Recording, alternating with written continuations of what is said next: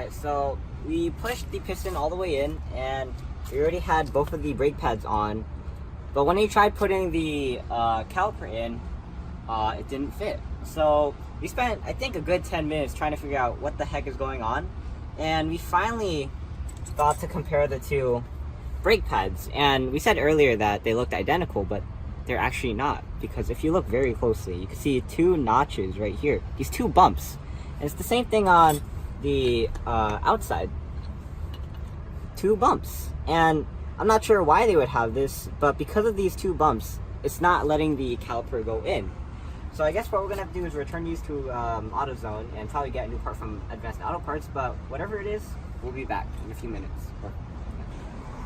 My dad went to AutoZone, and apparently there's 3 ranks of brake pads. There's regular, then there's gold, which is the one that we had, and then there's platinum. The one that we had, gold, is the only one that has those notches. So my dad decided, why not? And then he just decided to upgrade to premium. First off, because he didn't want to have to replace these brake pads for another 4 years. And it was just easier. So now that we have our platinum brake pads, which I wonder what the difference is, but apparently they're better quality. Now that we're just going to install it, and it should be good, hopefully. Alright, so just talking about how my dad actually got it. So the price for the regular is $25, the gold is $35, and then the platinum is $45. So originally my dad had a coupon for $7 off, but then the manager at AutoZone was nice and decided to give us, I think, 20% off, which was, since this was $45, that would be $9 off. So the manager was really nice. Good customer service, I guess.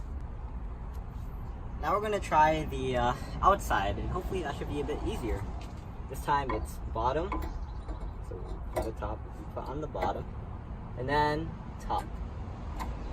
That was easier definitely because we could see what we need to push in.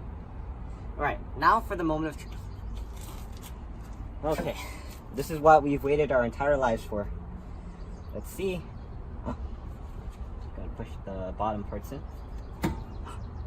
Hey, there we go. Oh, that is a happy day. Happy day. Oh, okay. So I'm guessing now all you have to do is put the bolts back on. Or you can just look for features that might distinguish them. For example, you can tell that this new one, is the front brake pad, because both of them have this piece sticking out. Okay, just for sake of comparison, look how thick the new one is compared to the old one.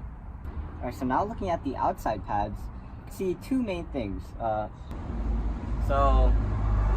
Should I do my closing right now? Actually, I'm going to mention, right now where we're standing, we're actually in the vicinity of 3 cars that have been in my videos, or maybe 4.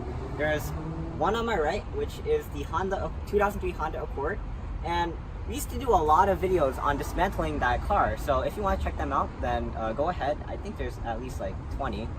Of course, there's this Hyundai. I think it's a 2006. On my left here is a Prius. I think that's 2009 Toyota Prius. And we've done a few videos on that. And it was running fine for a while until it had a multiple cylinder misfire. So my dad thinks it's the engine, so we're going to start doing videos on that once we have a new engine. And of course, there's my dad's 2010 Honda Civic, which many videos on. So go check the videos out on them if you have the time, and I guess that's it. So I'm Maiman, and thanks for watching. Please like, comment, subscribe. We've got videos on I&M, especially the auto repair videos, the car dismantling videos, car repair videos, and I'll see you there. So signing out. And you might want to notice my cat there. I really am. Alright, so signing out. Peace.